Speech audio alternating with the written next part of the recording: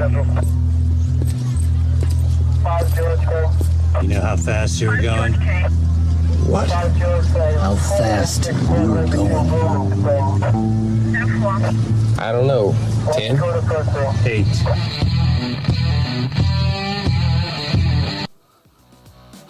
Be advised, this is an explicit podcast. If you're easily offended, get your panties twisted into a knot. Leave now. Run in your safe space. Get your little cloth for your tears. All the opinions expressed on this podcast are those of the host and his guest and do not reflect the opinions of any local or government agency.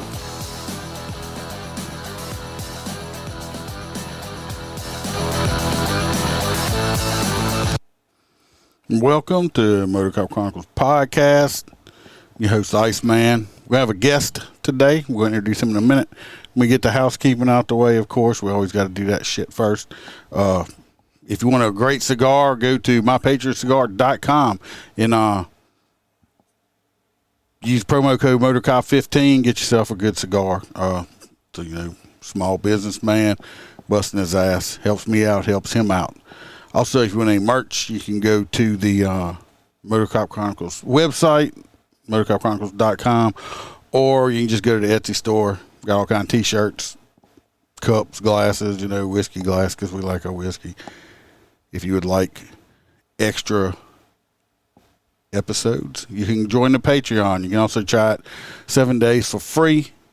If you don't like it, just unsign up, and then you won't get charged for it. If you like it, you can. I got 20 right now. I got like 20 extra episodes on there, multiple videos, pictures, all kind of stuff like that. I mean, I have a lot of stuff on there. But if not, like I said, I know times are tough. Don't worry about it. You can. I'm gonna keep putting the free stuff out. Speaking of our crew members, I always shout them out at the beginning.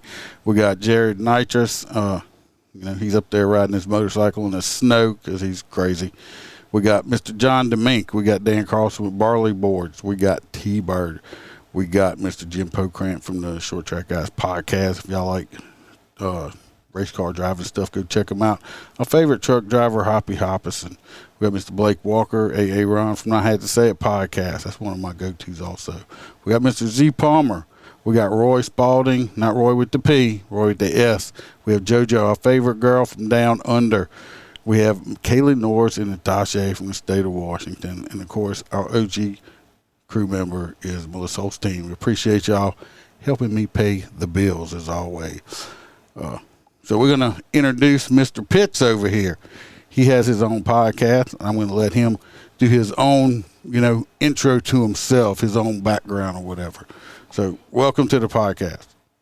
Brother, thanks for having me on, my man. Appreciate it.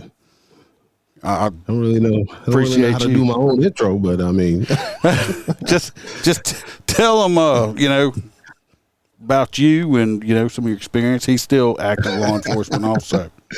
I am. I'm gonna quit playing. All right. So my name's Dexter Pitts. I am the host of the I Am Pitts podcast, and I'm also the author of I Am Pitts: Memoirs of an American Patriot. I've been in law enforcement now going on 13 years. Spent my first 8 years with the Louisville Metro Police Department. Left there, went to the Border Patrol, was a Border Patrol agent for, say, about a year. That was the dumbest decision I ever made. Most money I've ever been, most miserable I've ever made, most miserable I've ever been. Went to a small PD in Arizona and saw the riots popping off down in Louisville at my old district, and like, the hell with that, I'm going to get some. Came back to Louisville, was there for about 2 years, and I was like, man, this is not the same place that I left. Especially with the DOTJ in town headhunting for cops. I was like, yeah, I'm out. So now I'm with a small police agency, still within Louisville. But because I like my chief and he respects me and lets me do my podcast and don't bother me, I'm not going to say where I work at out of respect for him, since he's cool. Tell you what, like I said before, having good administration makes it don't matter a lot of times. I mean, it helps to make a lot of money, but having a good administrator, you can take a little bit less pay for it. Actually enjoy going to work, because when you don't enjoy your job, it just sucks. It's miserable. And that's why I tell people where I'm at now, man. But, dude, shout out to my chief. I ain't gonna drop his name, but man, I tell people, they ask me how it is. I'm like, I make more money and I have less stress. That sounds like me. I went to a smaller agency, still a sheriff's office, but went to a smaller agency. But I make more money and I have 110 less stress. I was a sergeant where I was at before. And I tell everybody I miss my guys, but I think if I'd have stayed there, I'd probably had a heart attack already by now. Probably, man. Probably, bro. And I tell people, policing is policing, though, almost no matter where you go. But the administration and I guess the people we police and how they treat you really matters. Like where I'm at now, man. Like people, like we went to a little sushi restaurant last night. We were all prepared to pay. Some of that's already been taken care of. I was like, what? Man, that's nice. Like to be appreciated and to be a place where they want you to do police work. Yeah. Like it's a complete different game. And it's like, it's weird because I tell people I'm still in the same area.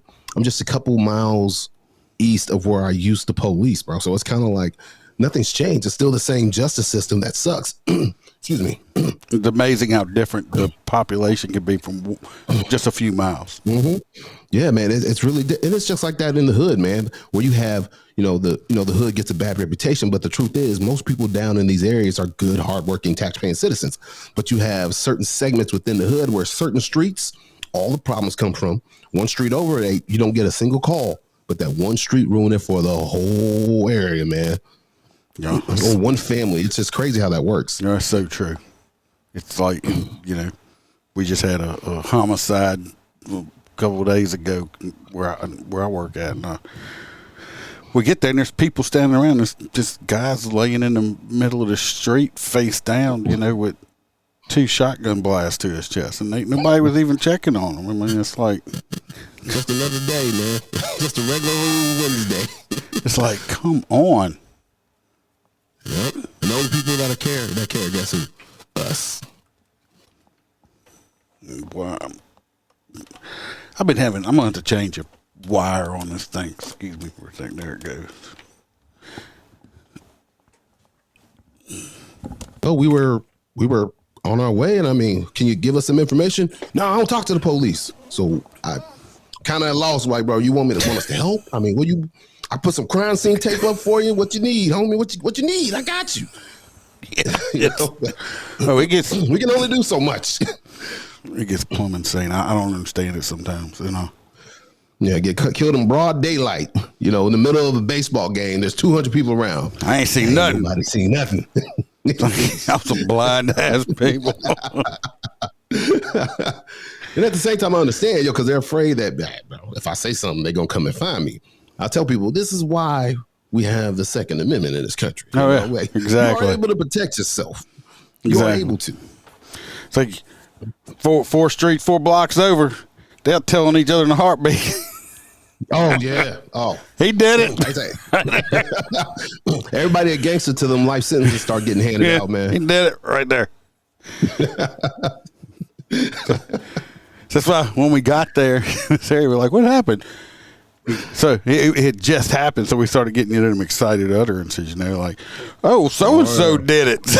I was like, before they realized what they saying, we ended up, an hour and a half later, we had the dude in custody. So there you go, man. That's usually how it goes. Nobody talks to the police at the scene, but I tell people, if you pass out a card or something to go knock on doors a couple of days later, people are absolutely more apt to talk to you. They just don't want to see the neighborhood see them talking to the police.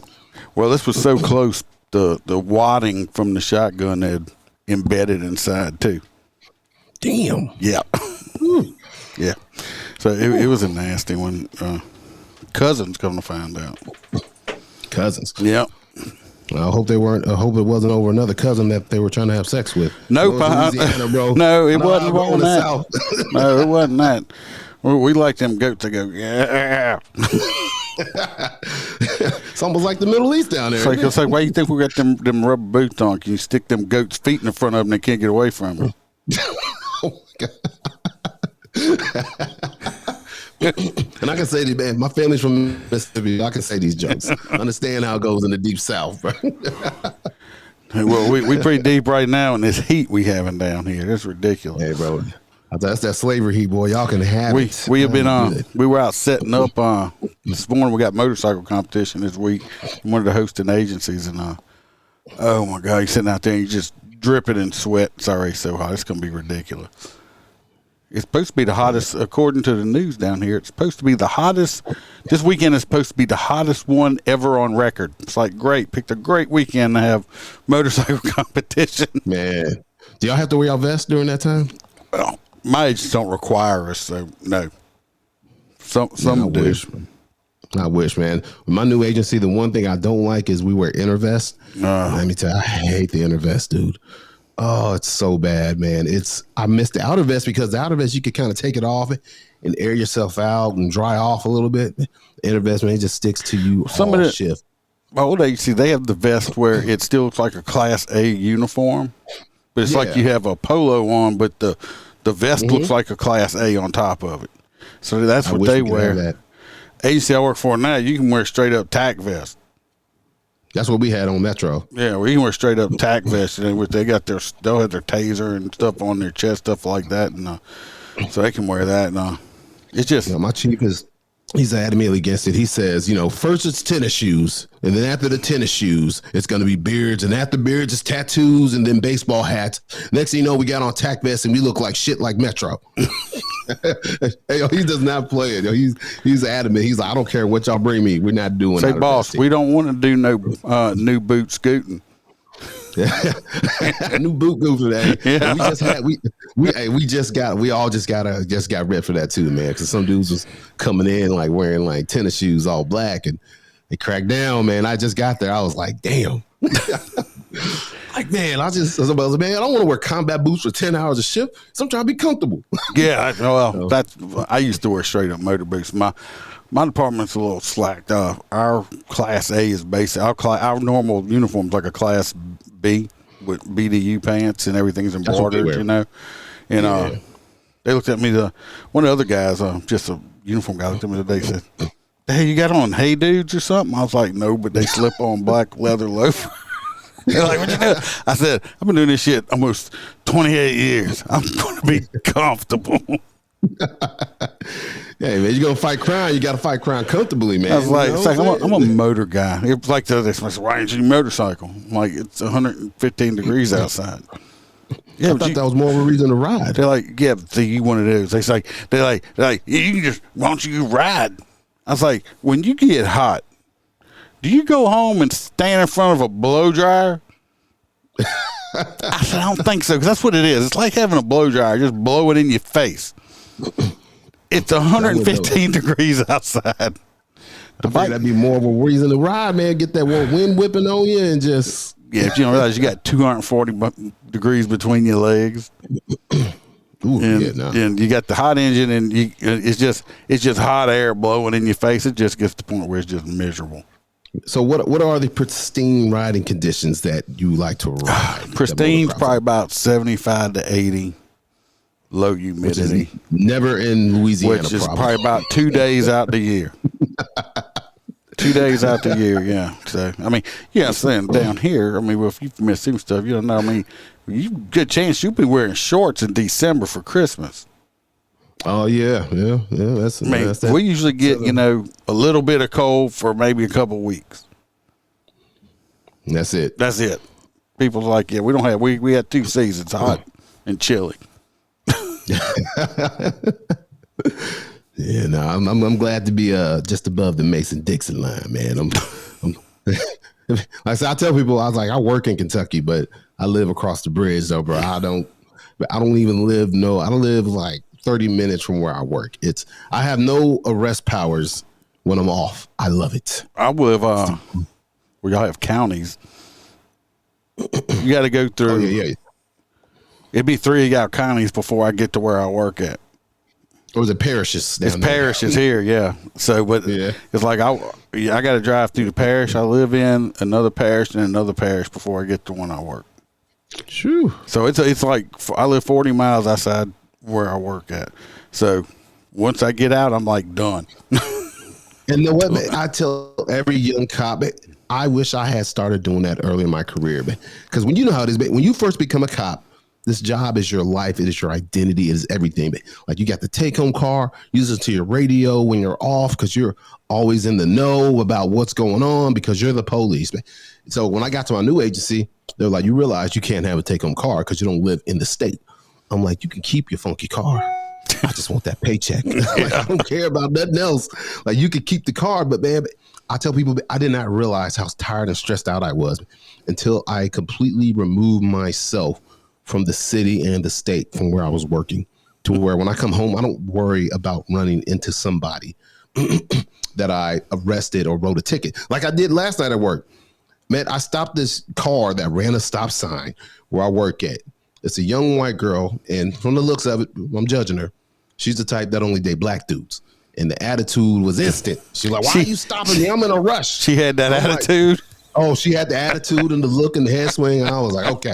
And I'm like, well, one, I need you to cut your attitude. Two, your car smells like weed. Three, you ran that stop sign while I'm stopping you. So she's just going on, well, you need to hurry up. I was like, oh, I'm definitely going to take my time. And now I'm definitely going to search your vehicle because of the smell of weed in here. So I'm taking my time.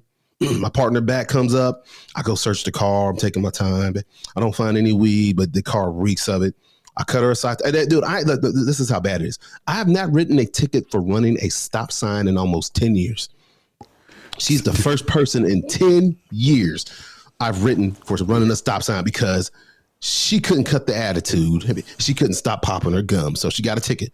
Well, I go to the hospital last night to serve paperwork on some guy that we had that's got it for a mental inquest warrant. Well, guess who I run into inside the hospital? I'm walking and I can feel somebody looking at me, and I'm like, who? I was like, oh, that's the girl from the other day. Bro, she was giving me the stank. I mean, if she had the chance to get my gun, I think she would have got it and tried to shoot me the way she was looking at me. And I was like, man, I don't care. It's like, you earned that ticket. That says something about you, the fact that I ain't wrote a ticket like that in 10 years. And you're the first one I've written in 10 years. That's on you. Well, because I try not to write. I tell people I try not to write tickets. If you're getting a ticket from me, it's for one of three things. Not having a registration, because guess what? I believe you got to pay your registration and your taxes. I do it. You got to do it. Yep. Your driver's license. I always have my driver's license. You got to have yours. And insurance. I hate non-insured drivers. I pay my insurance. I pay my fees and my dues. You got to pay yours, because you hit somebody, it's going to be a problem. You hit me, I'm going to be really mad if you ain't got insurance. So I will write people for those three offenses, and that's pretty much it. For me to go out of my way to write you a ticket from running a stop sign, that is clearly on you, man. Like I said, I believe in taking care of the American people, and I don't think we take care of the American people by constantly citing them for offenses and taking money out of their pocket every chance we get for like peddly, traffic violations, man. That's not what I do personally. I'm really trying to find crime, but other than that, man, I don't write tickets. I'd rather just take somebody to jail, like I said. So if I'm writing a ticket, you've truly earned it. Well, I'm a motor cop, so I'm a traffic cop. So that's what you do, but that's your MO. But me, it's like, but I am though. If I pull you over for speeding, unless you got driving under suspension or something, no insurance. But if I pull you over for speeding and you have illegal tint, I'm not even going to mention it, the illegal tint to you. I'm just because I pulled you over for speeding. You have in Louisiana, we got to have a motor vehicle inspection. You're supposed to get your vehicle inspected every year. It's bullshit. I don't mess with that. Now, if I come up and you start giving me shit, I have a tint meter and shit. I have. Don't think I'll walk up and go click. See that right there? Yep. You start giving me shit, and I'm just going to keep adding shit on you. That's how it works. You don't even got to like me. You can hate my guts and whatever. Don't give me shit. I'm doing my job. I'm just going to give you this one speeding ticket. You keep it up, I'm just going to start stacking shit on top of you. Bro, so we got this epidemic going on. I hate to call it that, but so with the border issue right now, so all these people illegals are flooding into the country, and we are seeing an uptick in people in my area that don't have driver's license. They got the international driver's license, which this ain't real. It's bullshit. Yeah. Yeah, that is not real. There is not a 6732 Cassidy Circle in Baja, Mexico, bro. That ain't how that works. I'm just like, this is not real. So we keep getting these people more and more, man. They all know habla inglés, and I know a teeny bit of Spanish, like tiene papeles, tiene identificación, chauffeur, driver's license, man. And oh no. And the thing is, I know most of these people understand what I'm saying, but they're trying to play dumb. a lot, and it's pissing me off, man, because I'm like, look, I don't care. You come to this country, you're going to obey the laws of this land. And if you're going to be driving on these roads, driving is a privilege. If you're going to drive, you're going to do it right. So every time I stop them and they give me that driver's license, that fake driver's license, I cite them for everything I can because I'm sending them a message. This is America, and we abide by the law here. You're not special because you're coming from Guatemala. You got here illegally, but yeah. I'm not giving you any favors. If you're gonna be here, you're gonna be here right. Well, guess what? I cite American citizens that do it. Guess what? I'm gonna cite you. We're right here next to Texas, so we get a shit. And ever since Sleepy Joe done took over, we done got it's a lot more, and now they're a lot more brazen than what it was before. It's technology does help because they have those translate apps. Translators, thank God. Yeah, that's the only way I get through, man. Because one time they had a rookie out. I've said this story before. They had a rookie out, and because usually, the saying is if you got two or three males, somebody there speaks English. Somebody's the alpha. Oh, absolutely. And I'm standing there, and some little rookie cop was by me. We were on an elevated section, where they do have alligators and shit. And I was like, had two of them, and they were sitting there like, oh, no, I play English. And I looked at that rookie. I said, so you think if we chunked their ass off this bridge, anybody miss them? Let the gators eat them? And that rookie's just he's looking at me like, oh shit, like I just done lost my ever loving mind. And I'm looking, but I'm watching them. I'm waiting to try to get a react because I want a reaction out of them. I'm trying to see because if I get a reaction out of one of them, I know they know what the hell I'm saying.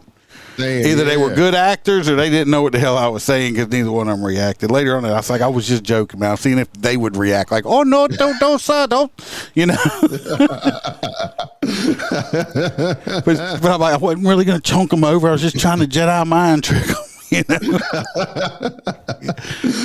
That rookie probably thinking, oh, this whole bastard, he done just completely lost it. He wants to chunk him off the bridge. And, it's kind of like some comedian. That's how they do in the South, man. It's like some comedian I saw recently. It says it's like the illegal Hispanic you pull over and they just laugh at everything you say. You can say, "Oh, you lick buttholes," and they laugh and shake their head. Yeah, it's like I just told this dude to lick a butthole and he just thinks it's funny.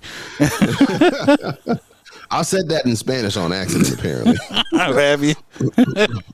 Bro, because when you ask, it's weird. Like when you ask for somebody's age in Spanish, it's like "cuántos años," like something. And then the way I said "cuántos años" is weird. I was like, listen, man, this is my country. I'm not learning to speak Spanish. No, that's why I refuse. I refuse tried to do in the it. Border Patrol, bro. I tried in the Border Patrol. I passed the Spanish class, but I was like bottom, second to last in class. Like I had like an 85 average, which is not bad. But they weren't gonna call you for translation. I was like, nah, bro. I got you. You need some black and knees poking, bro. I got you, man. I'll be your local black spur, but I can't help you on the Spanish. Not my forte. Yeah, so can't do it. Younger girl that works in there. I'm 52 years old. Somebody said something. I asked her one time. I was like, what does such and such mean?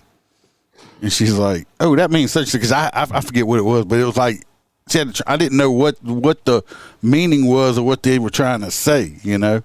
I was like, okay, I got to go get the Urban Dictionary or something like that. It's like I have no clue. But my major asked me about that the other day. He asked me, because I'm like one of the few black guys where I work, and he said, I stopped this African American gentleman, and I forgot the word he was using. He was like, finna. Oh yeah, he was like finna. He kept saying finna. He's like, I don't know what finna is. I was like, finna. I was like, sir, he's about fixing to do something. I'm finna do something. And I put him on to the word ion. And I spelled it out, I-O-N. He was like, ion? I was like, no, ion. It's like, I don't want to do nothing. I don't want to hear what you got to say. I don't care what you want. He was like, that's interesting to know. Yes. See where he said, I got you, sir. Your department's I got you. Where you work predominantly white. Where I work is predominantly black, believe it or not. Is it? Yes. Most of them, we're pretty mixed with deputies, but like the area itself, we're probably we're probably around 50 to 60% black. So Louisiana, I can picture, I can imagine that. so you know, it's Definitely like with Louisiana. so I mean, I don't know. Some people, I'm like, it's just a bunch of people to me. I don't give a shit. I get out, Absolutely, and walk. man. I get out. See, I'm big about community policing. And when I was still doing FTO stuff, and you know, especially during the summertime, ain't wasn't nothing for me to drive up in like the bad part of the hood and put my shit in park and lock it and get out and start walking up. See, when I see people outside walking up, hey, what y'all cooking? And at first, that's how it works, though. And at that's first, how it works. At first, when they were like, "What's wrong?" I'm like, "Nothing." So I smelled some good barbecue. Seen y'all outside. See what the fuck's going on. What y'all doing? I said everything's all right. Nobody need. And after a while of doing that, the neighborhood knew who I was, and was when I drove past, they would wave and shit at me. And I used to teach rookies when I was FTM. It's like when you're driving through, especially bad neighborhoods, not everybody in that neighborhood's bad. You got a lot of people that are trapped. That can't. Their property value ain't shit, so they can't move out, or they don't make enough money to move out. I said most of the people in there, believe it or not, are good. Don't just drive through and give everybody the stink eye like they freaking criminals. I said get out and talk to people. I said once they realize that you're not just out there trying to put everybody in freaking jail, they might start trusting you a little bit. But you got to get out the car. You got to get in. Which is hard to do in Louisiana when it's like 120 degrees. And like it is, but humidity, during the fall, during the fall you can, you know. I mean, but that's what's lost with the younger generation of cops, bro. Man, these cats do not know how to talk to people, man. Because all they know all day is texting, doing this. Yep, that's all they know all day. And I mean, we're all guilty of it. But I was like, being able to talk to people is an art, man. It's a special skill. Like. And I hate when I hear cops say, I hate people. I'm like, bro, you in the wrong line of work. That's like being a stripper that's shy to go on stage. You ain't about to make no money because, you know, you like you can't be shy. Like cops, this people is what we do, man. That is literally our entire existence is people. Can't be shy as being a cop either, to me. No, man, you just can't. Well, you know what I told my buddies? I was like, if you want to hire a good batch of cops, you got to have thick skin. I told him, I was like, if you hire a bunch of young white kids that ain't never been to a black neighborhood, the first thing you need to do is take these young white kids to an all black comedy club and force them to sit up front in the front seats. And if you can make it through that entire show and not leave and cry, welcome to the profession. Because literally, you getting roasted all day in uniform. Yeah, see, I guess literally all it is. Like I said, I'm 52 years old. I grew up a different time than these kids did. I mean, I grew up watching, you know, George Jefferson and Fred Sanford and JJ and you know, Archie Bunker and all that stuff. You can't have none of them kind of shows today. No, God, no, man. Because they was just freaked the hell out, you know. Look at Eddie Murphy back in his Raw days. Oh man! Oh, so good. I mean, so good. that was comedy to me. So, somebody today, I was on somebody today. There was a bunch of cops around, motor cops, and I was on somebody. He's like, dude. He's like, I said, I didn't make fun of you today. He's like, oh, I knew. It's like this guy. I said he looked like. Every time I see him, I go, hey, you guys. I said he looked like that guy from the Goonies. I don't look like that. I said, yeah, you do. And I said, I tell people, I was like, if I don't fuck with you, it's because I don't like you. I don't like you. If I'm fucking with you, that means I like you. If I'm joking around and all that stuff, I like you. If I'm like, hey, brother, what's up? You know, whatever. It's usually it's like I might talk to you and stuff, but if I'm not fucking with you, me and you ain't like that. Exactly, man. And I tell people everybody's afraid of the media and then like all these other people. And I'm like, bro, I'm more afraid of other cops than anything. They know my deepest, darkest secrets, and they know how to get to you, man. The people you work with every day. Mm-hmm. I was like, that's what you should be afraid of. Don't be afraid of the news. The news ain't gonna put it out there. But trust me when I tell you, you make a mistake, everybody gonna know until the day your career is over. And even after your career is over and you laying in your casket, they're gonna be standing around your casket. Hey, you remember the one time that stupid motherfucker did that one thing? Bro, it never goes away, man. It's like, remember when old so-and-so was out there directing traffic and he called to see if we could relieve him? Yeah, because he farted and shit on himself and had to go home and change his pants. Oh, never gonna forget the day you shit on yourself in the middle of the road. It'll never go away, man. It never What? goes away. People said, what's it like being a cop? I said, you remember high school? They're like, yeah. I said, it's kind of like that. I said, you got But your with popular guns. kids and the other unpopular kids. Depends on which group you in. I was like, Yep. that's kind of what it is. Because you got these and you got the rest of us. Well, you've been around for a while. Let me ask you, but do you feel like the camaraderie on police departments is no longer the same? Because I can definitely tell the difference. It's not, when I started, it was a lot better, but as I've gotten older, I realize, and I work with a lot more older cops now that are retired and come back, so they're kind of like, everybody's kind of living their lives, and I'm living my life. I'm married. I got wife, kids activities, sports, and all this other stuff. I don't feel like the camaraderie is the same amongst the police departments anymore. It's not. Everybody's a lot more individual, and I don't have a problem with that. Like these guys, these younger guys, I'm telling you, dude, they don't care. Once they step out of uniform, they're off. They're off. Yeah, I'm kind of jealous of them, man. Like, wish I could have been like that. Attached to this job. I absolutely, man. They're a different breed, bro. Like they're not sticking around for pensions. They're like we were having a discussion the other day. They were like, "There's no young people involved in the FOP here," and everybody's like, "Oh, well," it's like I don't really care. I know it's a different. It's just when I got into this because I was a correctional officer. I was doing reserve work for free. Got the opportunity to go full time. I did. Actually took a pay cut when I started. No, now it's like back in the day, like your shift guys and all stuff.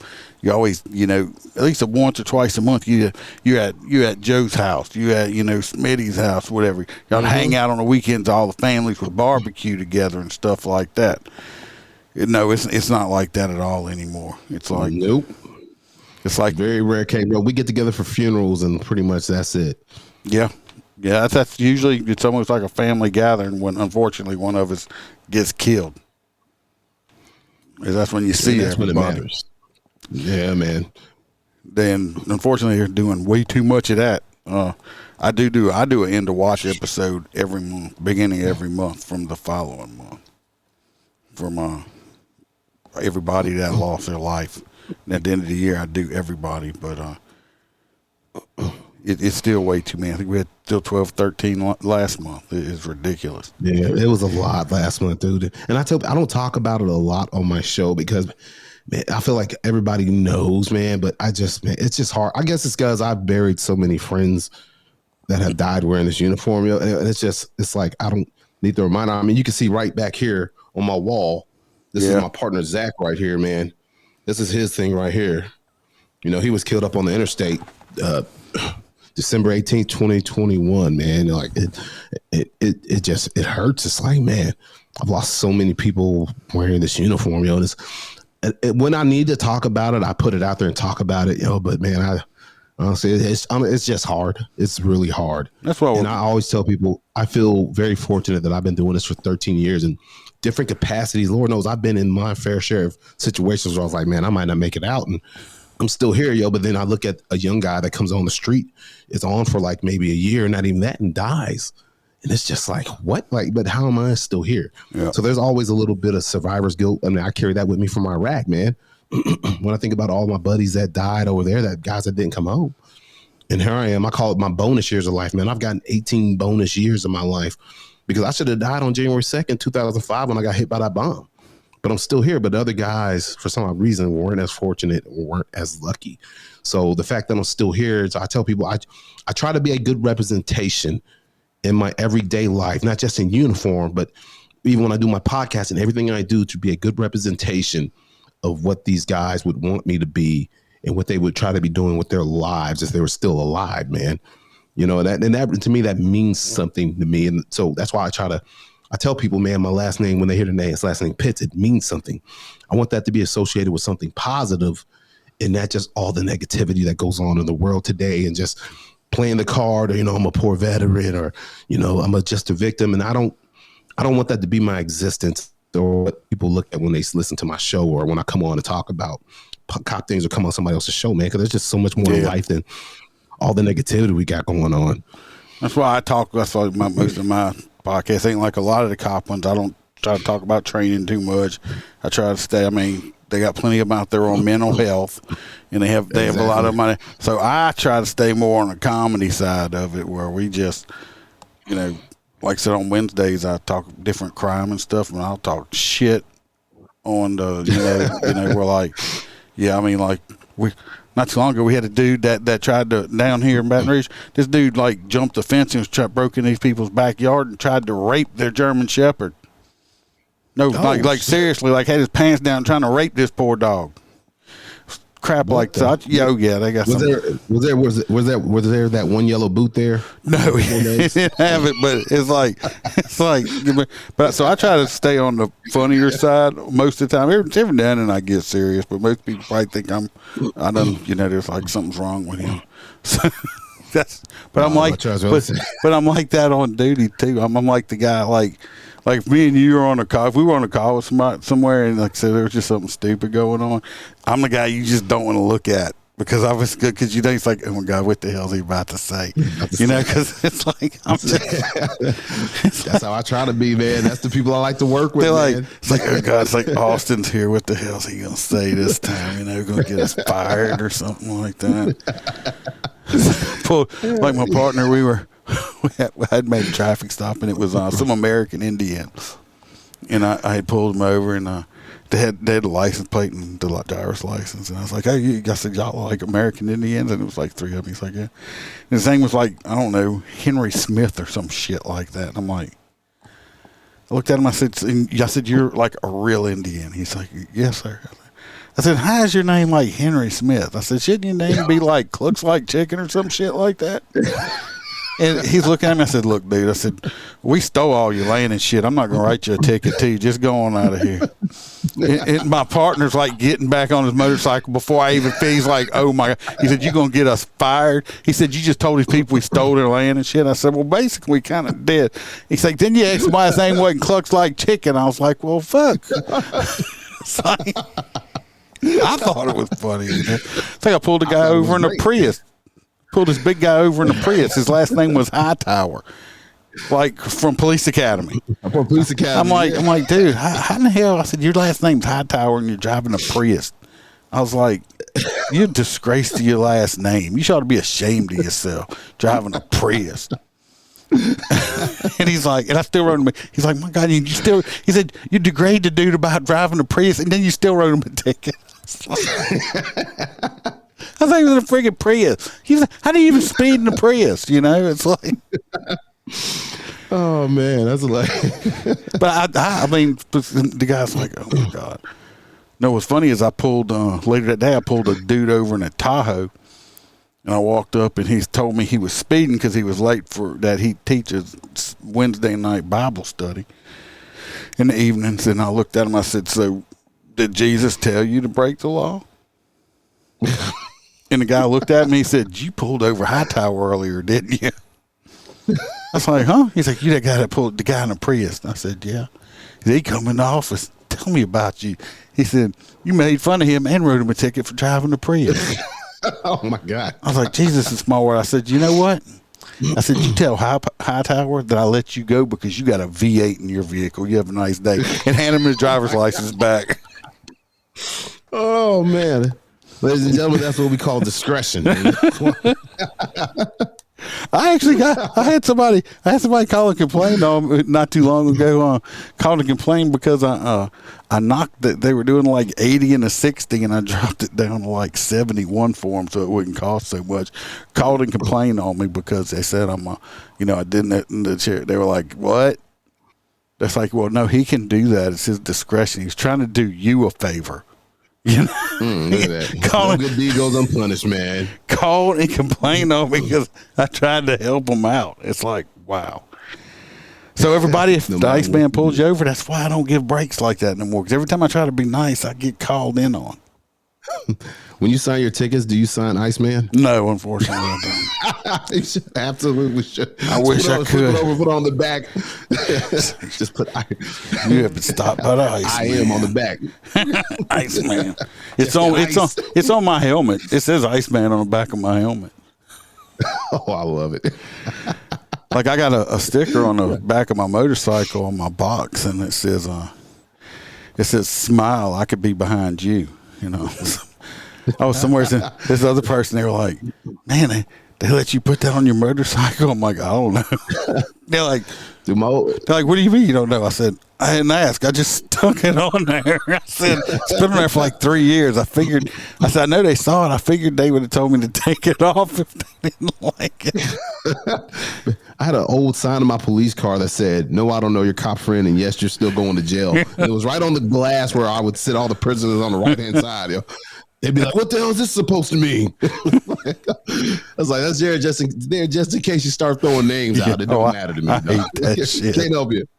Oh, I tell people I know all the time, bro. Do not name drop me because I can't help you. I remember my brother-in-law called me from the jail one time. He's like, "Hey man, I need your help." I'm like, "What's up?"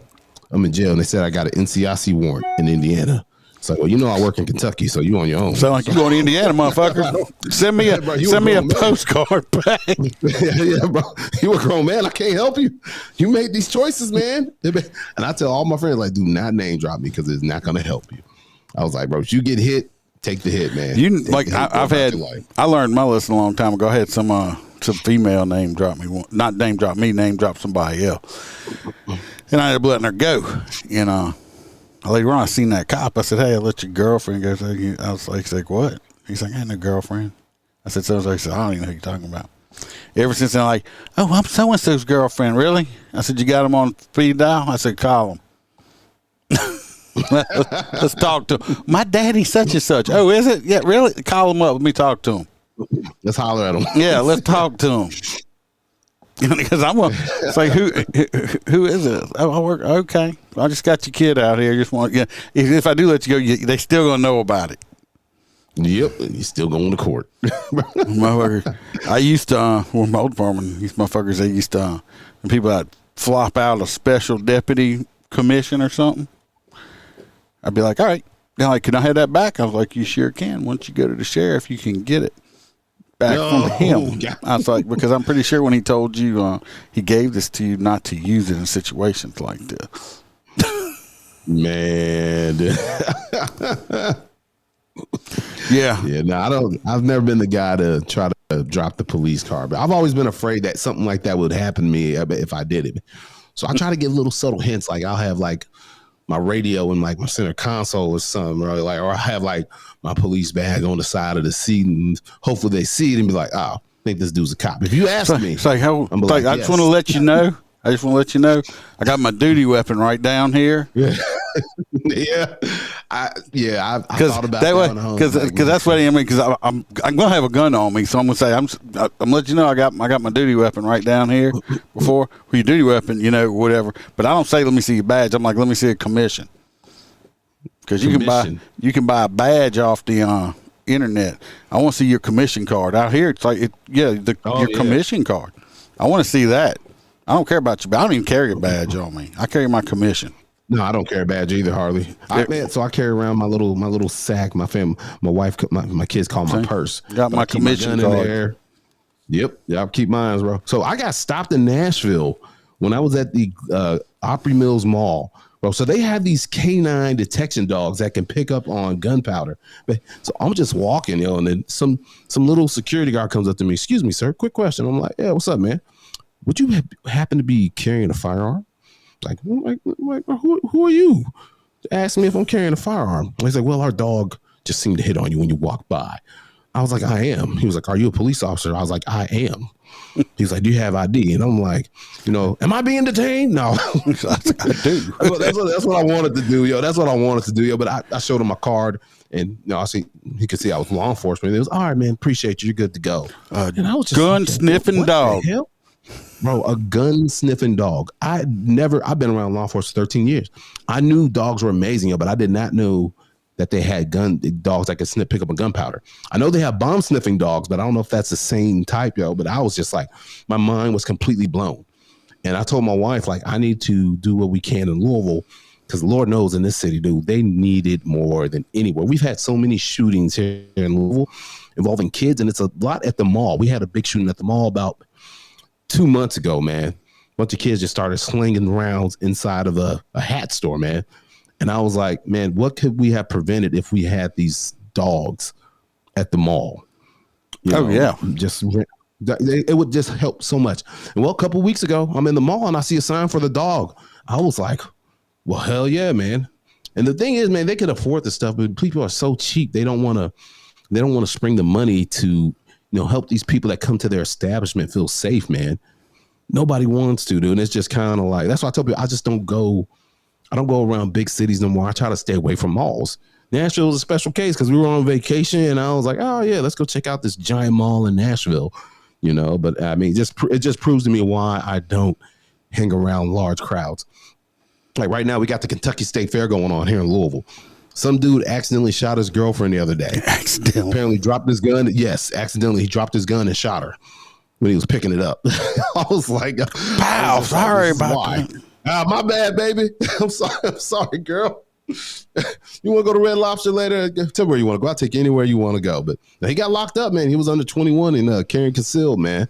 And so, yeah, bro, I'm cautious, man. Like I said, my job has made me paranoid. Everywhere I go, I think there's going to be a mass shooting. So I'm like, no, I'm good, man. It's hard to relax, but unfortunately, I've lost my killer edge since I moved out of the city and moved across state line. I've lost my killer instincts a little bit, man. Slacking. Oh yeah. Well, I still got that whole, don't want to sit, we're going to sit in certain places in a restaurant, do this, do that. Oh, I got that. My wife knows. She automatically know where to sit at, man. She know where I'm going and she know where I'm not going. And she tries to help me. That's how I know I got a good wife. She's like, you think you got a good angle from there? I'm like, I love you. They learn, but yeah, I done got to where it's like, I don't like to go out no more. I don't like to do, hell, we don't even go to, my wife don't even go to Walmart no more. She does that thing where she does it online and they deliver it to the house. Nobody should go to Walmart. Let's be honest, man. Well, that's true. I go to Walmart when I need a reminder of how great my life is and how I'm not doing that bad. It's like, I go to Walmart. When I need a quick morale booster for myself when I'm feeling low on confidence, I just go to Walmart, man. It's like, God, they let you out the house just like that? Oh man, you see some wild stuff at Walmart, dude. It's just every day. And if you go there as a cop, you're gonna run into something. Bro. That's why I was just like, no, but Walmart ain't nothing but problems. So us fancy people go to Target. Oh no, Target's a little too far. That's too bougie for me. I've gotten a little bougie as I gotten older, man. I like the finer. No, we got like a local grocery store. If I got to go shopping out, just kind of not like local, but it's a chain, but it's a Louisiana owned chain. So I'll go, it's like Rouse's, so I'll go there or something like that. I call it Walmarts. Yeah, I mean, because it's ridiculous. It's like I go to Walmart, spend my money. Now you want me to check myself out and then accuse me of shoplifting. And it's like, and I don't know, it's like I watch like 4 people go out and a little door greeter wants to stop me. I'm like, what the fuck makes it look like I'm going to steal something? The person that just went past me that had 2 teeth in their head and their hair, the hair was messed up and you could smell the meth coming off of them. They just walked out. But you going to stop me.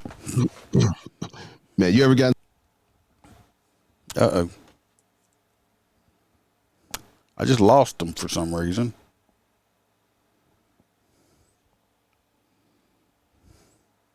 I don't know where he went. Hello? Hello. There he is.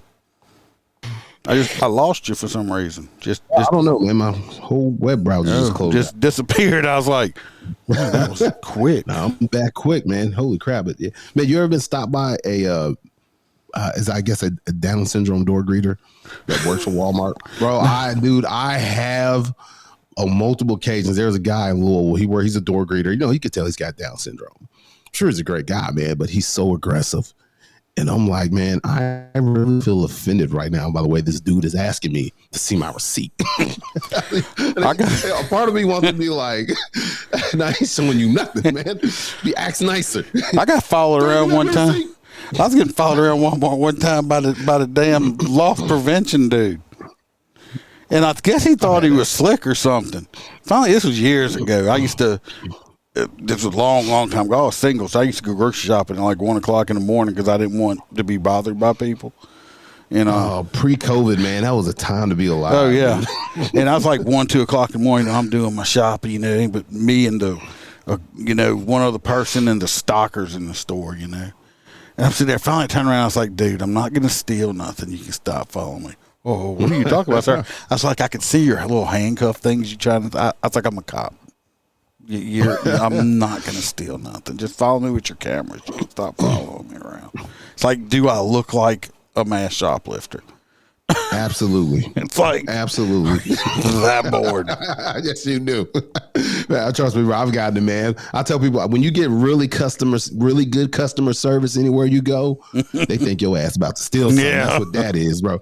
I've gotten it. When I was in New Mexico at the Border Patrol Academy, man, I would go to this grocery store. It was like my first time going in there. And there ain't no black people in New Mexico where I was at. I was like the only Negro for miles, bro. So when I walked in, it was just like, oh my God, bro, I've never seen so many people just stare at me. And then here comes the store, man. Hey, what do you need? What you want? What you looking for? Well, how can I help you with? I was like, I'm just looking for nuts. Oh, he just escorted me over to the nuts and helped me find my nuts. And I'm like, bro, this is super awkward. Super awkward. I've never been given this good a customer service. Damn, is this how it is to shop if you white? This how them white people shop. Damn. Some white privilege. Let me get that white experience, shopping experience. My God, bro. It was just so awkward. And every time I would go in there, it would be the same type of experience. I'm like, man, people probably gonna think that I'm somebody special because I'm getting so much help. It's like I got my own paparazzi at the I mean, he was like my own personal shopper, bro. He was like, what do you need? What do you want? What are you looking for? I mean, kept eyeing me the whole time. I was like, this is super awkward. And I'm not one to call out people for being racist. Like, if I'm calling somebody out saying that you're racist, it's because you really are. And I'm not one of these guys that think that, man, that dude looking at me funny, he's got to be racist. Like, that's my biggest problem with America is just everything is racist now. Oh, you ain't got to tell me. Oh my God! I saw a lady on the news like talking about, 4 plus 4 might not necessarily equal 8. It could be 6. In objectivity, math is racist. Math is racist. I was what? Just like, bro, what? How was numbers racist? Like numbers are racist because I can't do math well. It totally makes sense to me because I've never been good at math. It's not my fault. One of my best buddies at work. He's a black guy, and me and him will go back and forth. And people that don't know us will come around and hear me and him going back and forth, and they'll get like all nervous and like leave because they think Al Sharpton's going to run out and start hollering stuff and stuff. Oh my God, he's a racist. Because me and him will go, because when they were sitting there, he's like, hey man, I'm like, what? He's like, go get me another beanie hat from the sheriff. I'm like, go get your own fucking beanie hat. He said, come on. He'd give you an extra one because you white. I'm like, all right, dude. I was like, but it's like we go back and forth like that. People are like, we're walking down the hall. I'm like, hey. He's like, what? I'm like, what are you doing walking next to me? I said, go over there. I said, get behind me. That's where you're supposed to be, over there. And people are like, oh my God, he just said that. It's like, I remember. It's like, dude, me and him are friends. The dude comes to my house, hangs out. I know his family and his wife and stuff.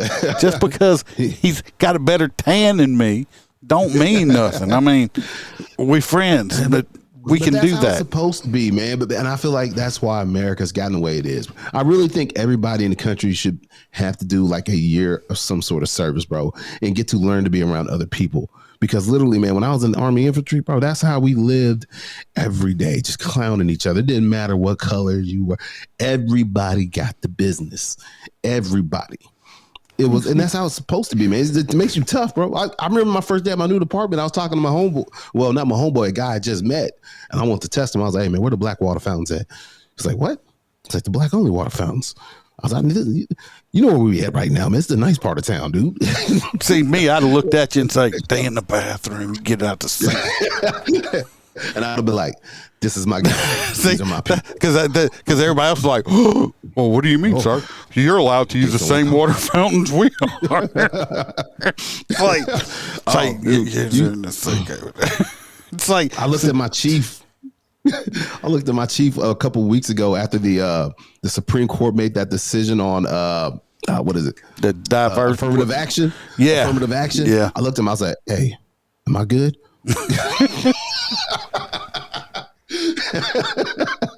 He's like, huh? What? And he knows me. He's like, "Man, stop. Shut up. Yeah, Shut of course. Get out of here." Yeah, I got. Well, this guy, he's not law enforcement anymore. This dude was so freaking funny though. We were at Circle K getting ready to go to a funeral. He's a motor guy, and I was like, "Dude, what the fuck are you eating?" This motherfucker had an apple Snapple and a bag of fucking Lucky Charm. He's like, us black people eat any fucking thing. I was like, they ain't eating that shit. I was like, what the fuck's wrong with you? Apple Snapple and Lucky Charm. I said, ain't nobody. It's like, I said, something's wrong with you. But no, it's like I think now, it's like everybody would think, I was born in the 70s, grew up in the 70s and 80s. Everybody's like, oh, I find nowadays actually to be more have a racial divide than they did in the 80s and 90s. Absolutely, dude. I grew up in the 90s, in the late 80s and 90s, bro. And the problems we're having now were non-existent when I was a kid. If anything, being dark-skinned, I got made fun of by other black people for being so damn black. And it left me with scars, bro. I'm telling you, like, I wrote about it in my book. Like, I got terrorized. It was never white people. It was always people that look like me that gave me the worst of it, man. And the racial problems now, man, American society is so good. We don't have problems, so we make up problems. Well, I think between the government, don't matter. It's more Democrat, but probably mixed in with all of them. It's the government and the media. The government, between the government and the media, they don't want everybody getting along. They don't want unity, because man. if everybody got along, which way we should,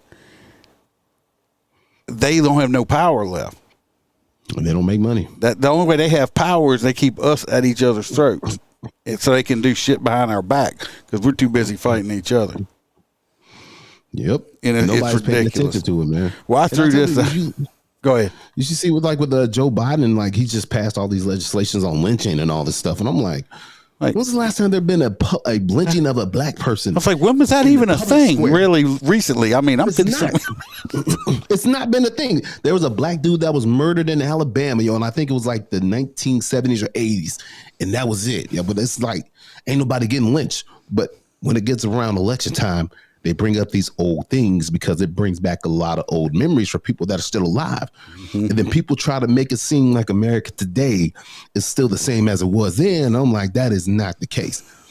That is not even close to the case, man. But it's just people aren't able to think for themselves, and they think if they see something on social media, they think it's real and it's truthful. And I'm like, man, all this stuff exists, like you said, to divide us. Yep. Literally, I'll tell people, go talk to people in public and just get off your phone, go talk to people. Ain't nobody out here worried about racism like that, man. The people that are talking about it are the ones that are trying to build a platform for themselves and make money off of division in this country. Ben Chump. It. Oh my God, I can't stand Ben Crump. Ben Chump. I call him Ben Chump. That dude. Stand his black ass. He's going to do. Oh God. It's like I told somebody I hit somebody the other day because just like I get accused because I'm white, I'll pull somebody over for speeding or something, and real reason you pulled me over because I'm black. It's like I cocked you at 800 feet away and your window tints 5%. How the fuck? I can't see inside. I can't see inside your goddamn car. I'm like, no, it's not it whatsoever. So I hit somebody the other day. I say, do you a Christian person? They went, well, yeah. I said, so you believe in Jesus and God and all that stuff? They like, yep. I said, so then you also believe that Adam and Eve were the first two people, right? Well, of course. I said, so if that's the case, me and you are related because everybody on this earth comes from the same two people. Mm-hmm. So that means me and you are related, some form or another. So I said, how you doing, cousin? They didn't know what the hell to say to him. They didn't know what to say. But I love it. But you see, that's how I look at it, though. Everybody's the same. Don't matter if what nationality you are. To me, it don't matter. I treat everybody how they treat me or how they're acting. If you acting like a fool, I'm going to treat you like a fool. I had a dude not too long ago. He was a black dude. He looked at me and said, "Man, fuck the police." I said, "I appreciate it." I said, "But it is 2023, brother." I said, "But I don't go that way. But you do you. But I'm straight." That dude, he got so mad he left. He didn't know what to do because I just called him. I just told him he was gay without telling him he was gay, and he just got mad and left. I'm like, "What? Don't leave mad. Just leave." It's like, I mind tricked him. it's like because he didn't know what to say. I'm like, "I appreciate it, but I don't do dudes." But it's 2023. You do you. That dude, you just offered me sex, so prostitution's illegal. They trying to bribe me. Yeah. Trying to bribe me, man. You keep that thing away from me. Yeah, man. I just hate this. I really hate the state of America, and that's what I try to do on my podcast. I try to infuse a bit of reasonableness into conversations that people are trying to talk about and have. Just because I tell we have to fight all this BS with truth, and the only way to do that is to speak out against it. Like, you can't sit here and tell me that there's a man that just had a baby, because that has never happened in the entirety of human history. It ain't never gonna happen. Never gonna happen. Not gonna happen. It's impossible. But people are like, that perception is for some people, and that's real. I'm like, no, it's not. Just because that's a bull dyke. That's a bull dyke that thinks it's just because it looks like a dude, it's still got a vagina. It's not a man that had a baby. It's a girl that just looks like a boy that had a baby. Yep, and they think, there's more than two genders. I'm like, no, there's not last time. No. But the thing is, I remember when all this started happening, and I didn't take it serious because I was like, people ain't gonna buy into this crap. I remember watching this video on it one time, and it just blew my mind. I'm like, and it was like 5-6 years ago. But as actually, matter of fact, it was like 2016, the first time I saw a Black Trans Lives Matter shirt, and I was like, what the hell is that? Hell, Black Trans Lives Matter. They got black transmissions out there. I thought they were all just the same in car. Bro, it's wild, yo. And then all of a sudden, years later, it's blown up into this big thing. I'm just like when people are, and I think, I'm not saying that people are accepting it, but for some odd reason, people are afraid to push back against these people, man.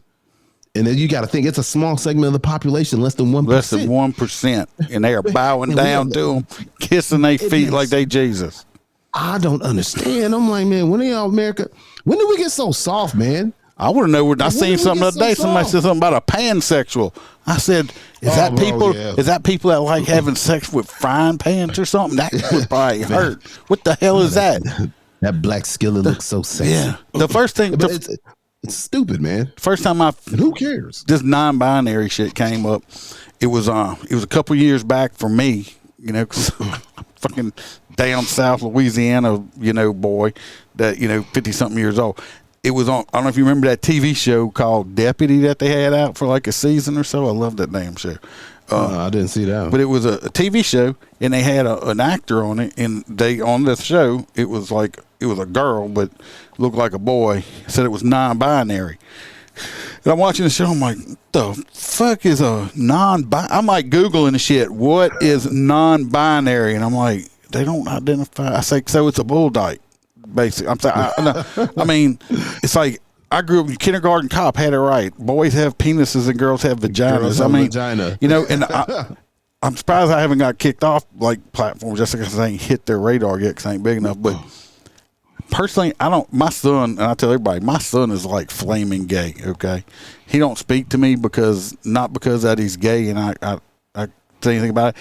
It's because he listens to the Young Turk and believes that shit. So I mean, the rapper and all. No, the Young Turks, TYT. Oh yeah, them bastards. And it was around the George Floyd riot stuff. He was like, "I'm going to go protest." I said, "First of all, you realize you're going to go protest against what I stand for."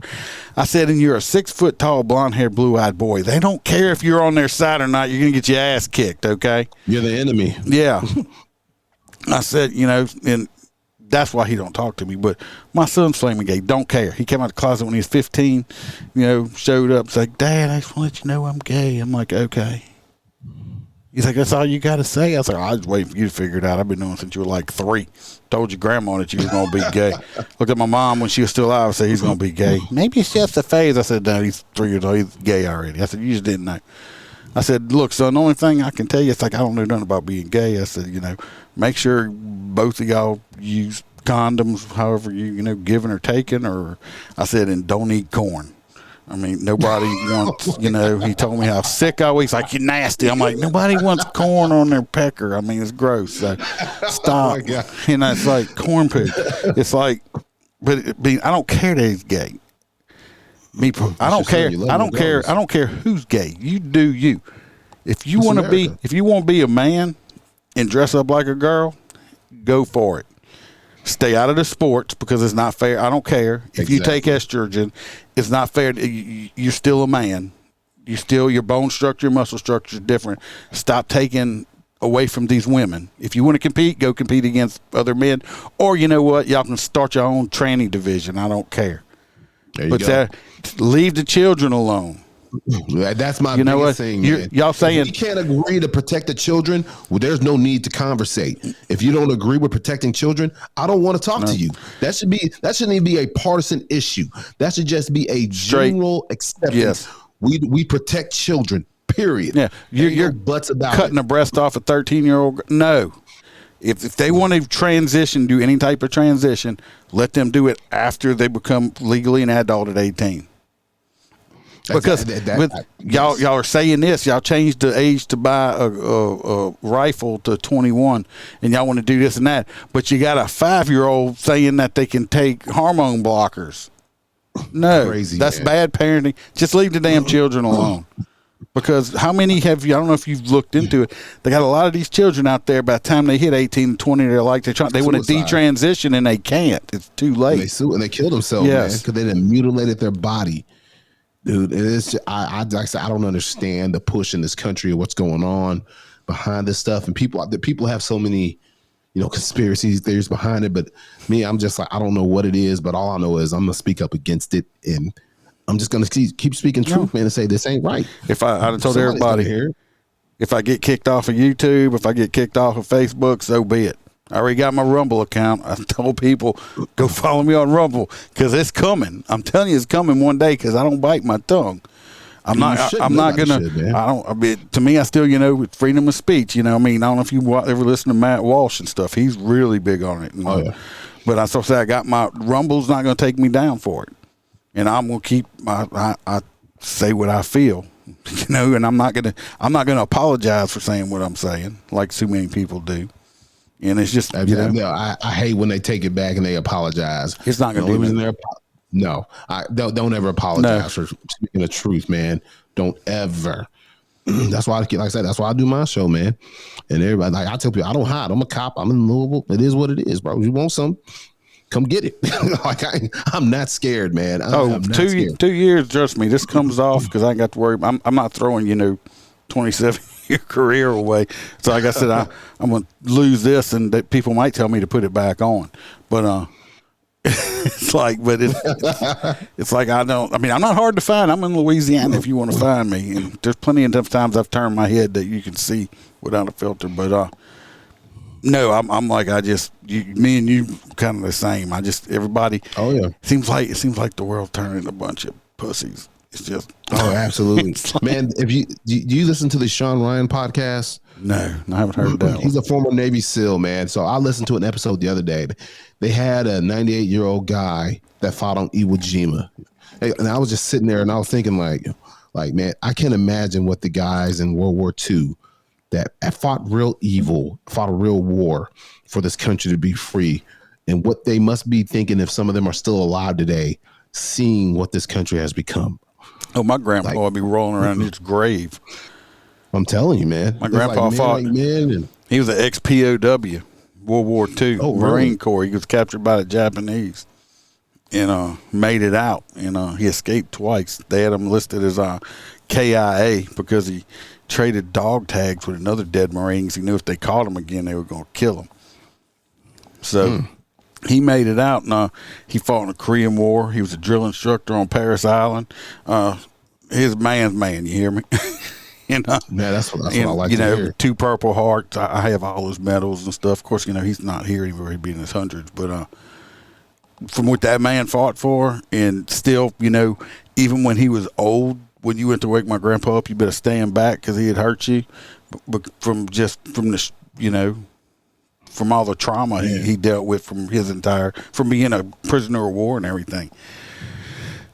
From what the world is today, it's like this is what y'all, that's when people tried to tell me, and it's like, oh, well, they're kneeling down for this. I said, they're disrespecting everybody that's ever fought for this country. I don't care what they're trying to accomplish. That's like, and plus it's sports. I watch sports for entertainment. Not politics. And I stopped. And trust me, and believe it or not, I never went back. I never went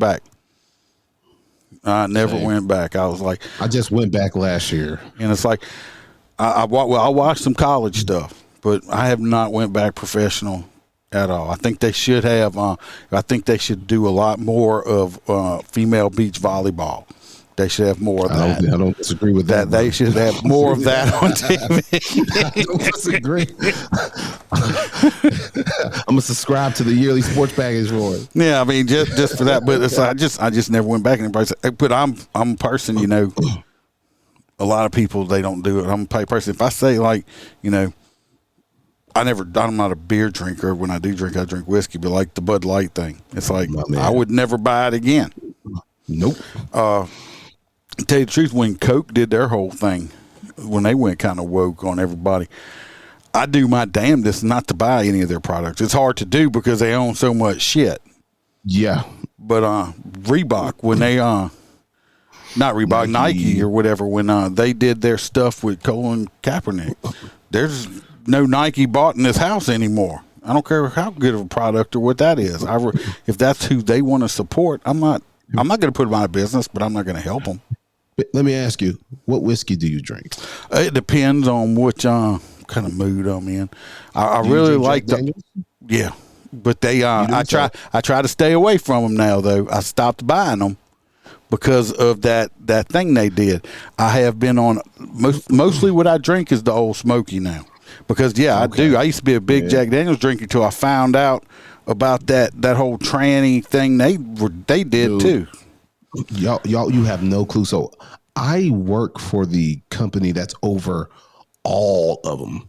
That I think they're Brown Foreman here in Louisville, and they hire security officers to come because they're afraid that somebody's going to come up on campus and shoot the place up.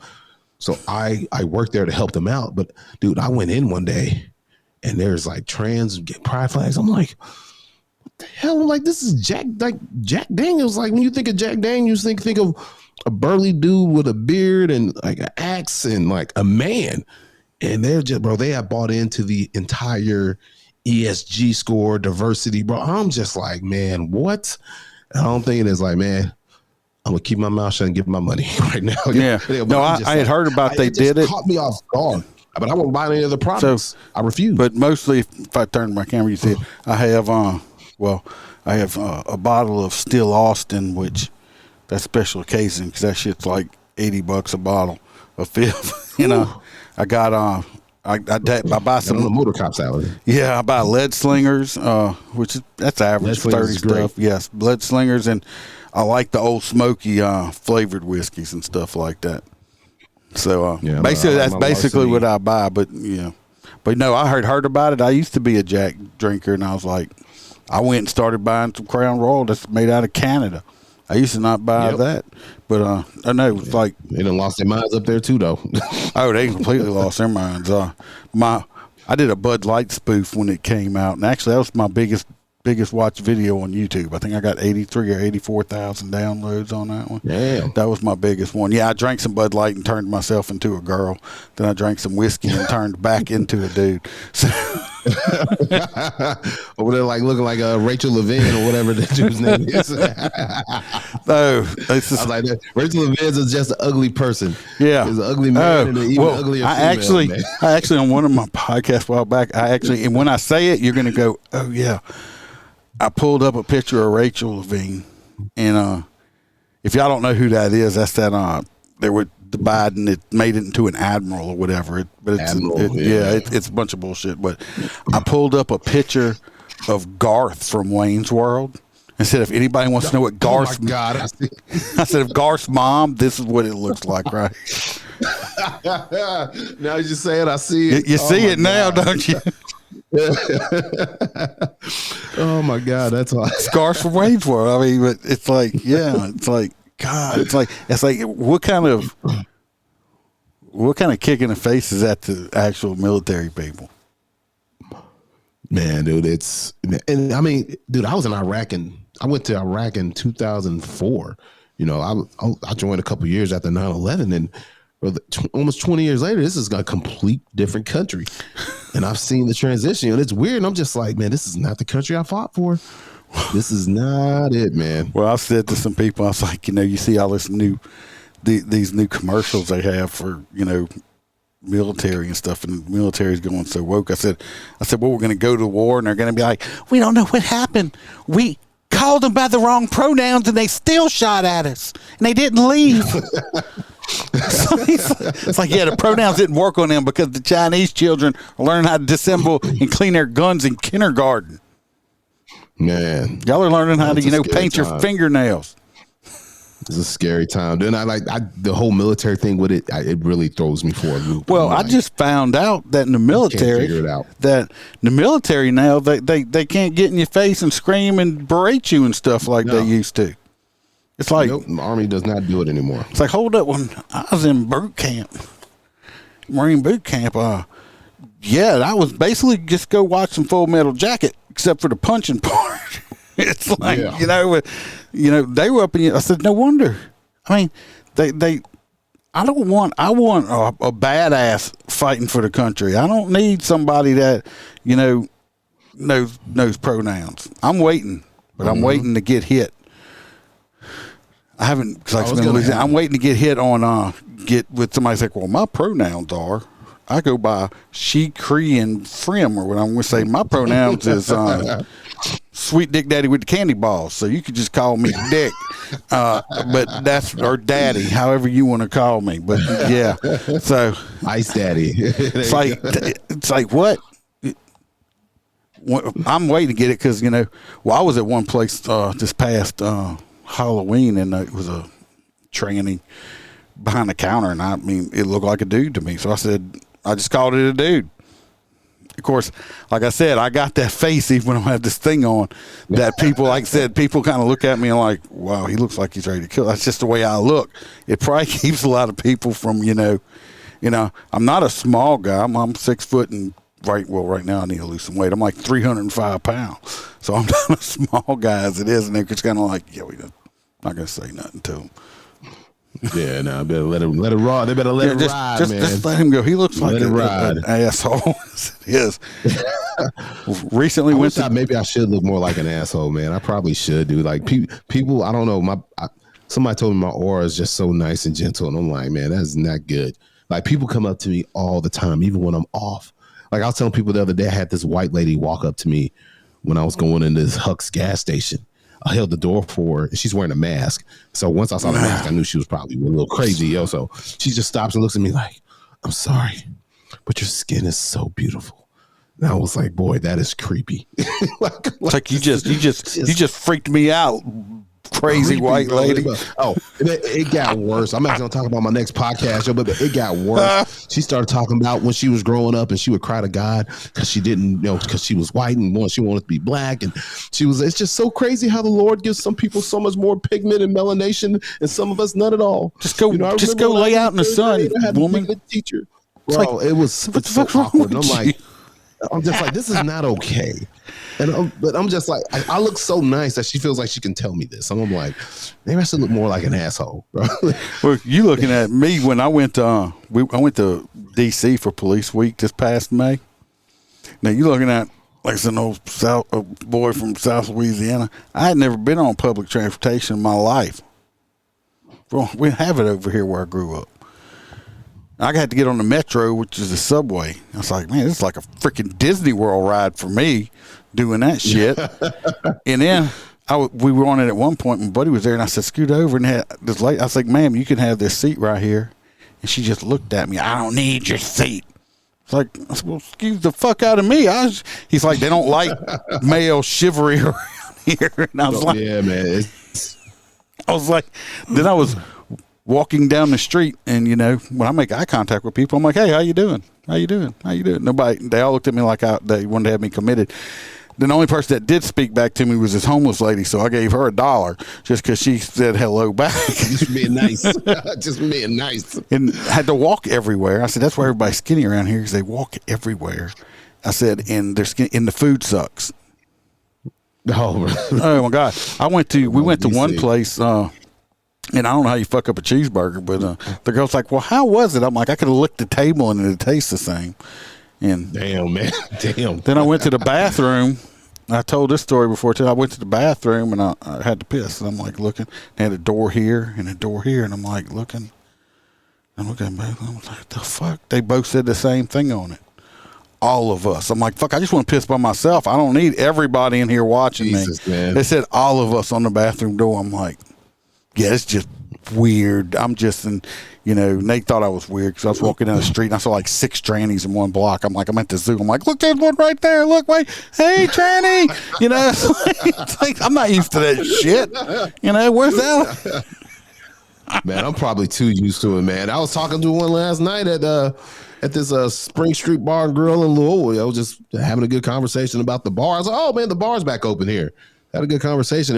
This one was part Israeli and part not Bolivian. Oh man, they had the big Bosnian, part Israeli. I'm like, this person's a badass, but their mind is clearly not where it should be. I was like, I can only imagine. I think his father was Israeli, and I was like, oh my God. Yeah. Imagine, man. But bro, You got to get running. I know we've been going for a while. Hello? Yeah, I got you. I said you got to go. Yeah, I got to get ready to bounce, man. I got to go make some extra cash, man. I appreciate coming up. I totally appreciate it. I'm going to be putting this one out Sunday. That. If you ever want me to come on yours, let me know. Absolutely, man. So I'll tell you right now, like my schedule up until I think October is crazy booked right now. So man, I am like super behind and working a ton of off duty and extra. So I'm gonna get you on, man. Whenever, buddy. You got my number and stuff. If you need anything from down here, also let me know. All right, brother. I appreciate you, man. Thanks for the opportunity. Good talking to you. You as well. Take it easy. Right.